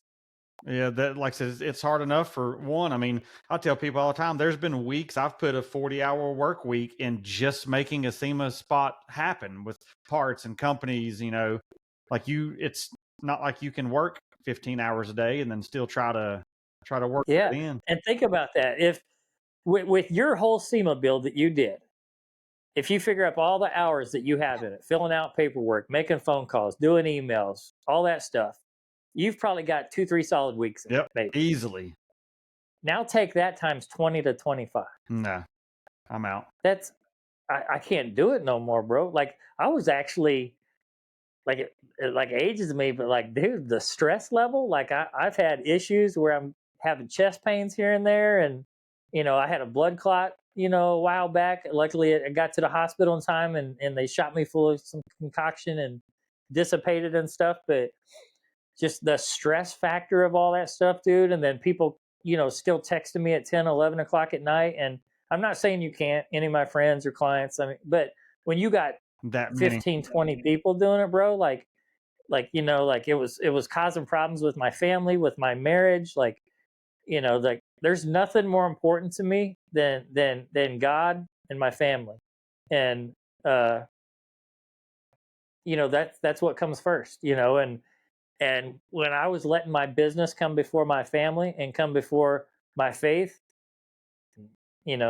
once I figured it out, you know what I'm saying? Yeah. I took a wake up call, but once I figured it out, I was like, nah, no more. I'm changing my life. And then, I lost Greg, around that time. And then last year we lost both of Keena's parents who lived with us. We have a pool house that we built into a in-law suite, and we lost both of them last year. Just, dude, my life has changed so much, bro, in the last year. That we bought that RV and went out on the road in it and spent 7 weeks out there, and just seeing some of our national parks and how beautiful our country is. My goal is to drive to still have home base, probably in Florida eventually, but still have a house. You are getting old then if you're trying to move to Florida. Because of Disney, bro. Like I gotta make my wife happy. The only reason it's Florida is because Disney. But you know how much money I would save if she lived close to Disney? My wife's about the same way with Well, it. I don't know if I would say, because then she'd be there every day spending money. Like, I could see Keena going 2, 3, 4 times a week, like legit, if she lived within driving distance. Nice to see you again today. Yeah, oh, they'll know her for sure. But like, my goal is to be able to go to one of my events, leave our house, go to one of our events, throw the event, and then stay on the road for a couple months until the next event. And then if we decide after that event we want to come home, then come home for a little bit, go out to the next event, and then hit the road some more. Or if we just want to stay out for 6 or 7 months, and just go from event to event and national park to national park and do it that way, then I'm good with that too. Because we have Starlink, and I can work from anywhere that I can answer a phone or send an email. Yep. And use my laptop. And so I talk about my faith. I've been very, very blessed in life. I believe in treating people good, and good comes back to you. I used to be a really terrible person when I was younger. Like I said, I didn't get my stuff together till I was 33 and met Keena. And she's not a Bible thumper or nothing. She didn't get me into it. I wisened up, dude. I started seeing it. You know what I'm saying? The better I treat people, the better my life is getting. And the more I do for people, less fortunate, or Yeah. helping military families or donating, things that you can do. You don't need to do it and post about it, because God is going to take care of you. Your reward comes from doing it, and the feeling that it gives you, and what you get from the future. And even if God doesn't bless me and give me anything for doing good, I still want to do good. You know what I'm saying? Keep that in your But mindset. I cuss, and I don't drink. I don't smoke weed or nothing. Like, everybody that knows me knows I'm straight laced like that. I've never been a drinker. I've never smoked, or I'm not saying I've never smoked weed, but I'm not a weed smoker. I'm not a heavy partier. A lot of people don't realize this, but that's because I suffer from anxiety. You will never see me at a show in a big group of people. So when I was in relaxed atmosphere and aftermath and stuff, it was so hard for me to pay attention to what people were talking to me about, because I was in such a big crowd. My tunnel vision is telling me, how can I get out of this? My heart's racing. I'm nervous. Like, it's just, I don't know what it is, but I have anxiety. Like, when I go to a restaurant, I have to sit in the back of the restaurant. I can't have people behind me. The worst thing is when I go to the Chiefs games, bro, because my son likes to sit front row or really close, and I know I've got thousands of people behind me, but at least I'm occupied. I'm watching that game. But like at car shows, man, like, I try not to be in big groups. I don't like people to stand behind me. I don't like people touching me. Like, I don't know, man. It's something about my anxiety, but But yet that part of you probably helped drive you to make KEG Media what it is, though. yeah. And because I'm not a talker and a partier and stuff like that, I've had people say, "Oh yeah, that dude's a fucking prick," or he's an asshole, or like, I'm not friendly or whatever. I But hear man, it too. if you get to talk to me, I'm a friendly person. I love people, man. I love to talk and I love people. I just can't do crowds, man. And if we're in a crowd, I gotta go out of there. So what's next for KEG Media? Like, where do you see in the next 5 to 10 years? Where do you see KEG Media? I would see KEG Media as strictly an event promotion company in the next 5 years. I plan to start a new Overland event each year for the next 3 years in different parts of the country. I plan to keep going with Orange Beach. I plan to keep going with Lifted Truck Nationals. Maybe with the whole Tailgate and Tall Boys thing, depends on how our contract pans out with that. And maybe start a Jeep event and possibly a Power Sports Expo. The Jeep event and the Power Sports Expo would also be at different times of the year at Mid America. Yeah. But I see, excuse me, I see myself being strictly an event promoter and doing what my buddy Greg Miller did, and that was be a professional event promoter. So no more renderings and logo design and all that, or is that where you hire I'll still do somebody them, in? because keep in mind, I don't do the renderings personally. I have somebody do them for me, and I would never want to take that off of his plate and take money off of his table. So I will always offer renderings, so that way I can always make sure that I'm not taking anything away from him. And then logo design is my favorite thing to do in graphic design. I love when I do a logo because I pretend it's my company, and how would I want it to look if I was starting that type of business. And I really feel like I'm good with brand development like that.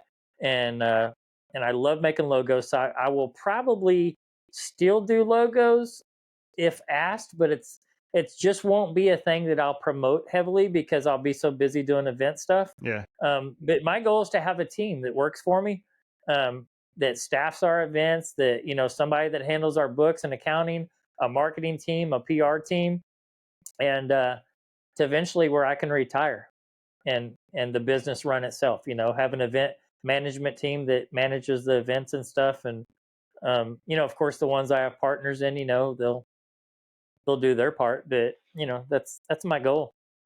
I can't retire doing renderings or logos.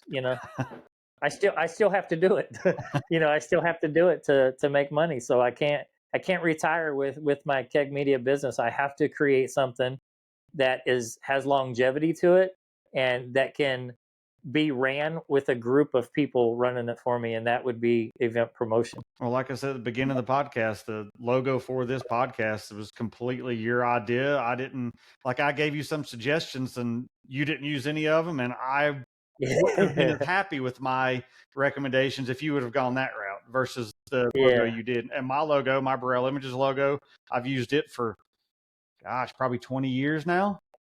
Dude, that's such an old logo too. Like, you use it for so long. Every time I see it, I'm like, man, I could slay that logo now.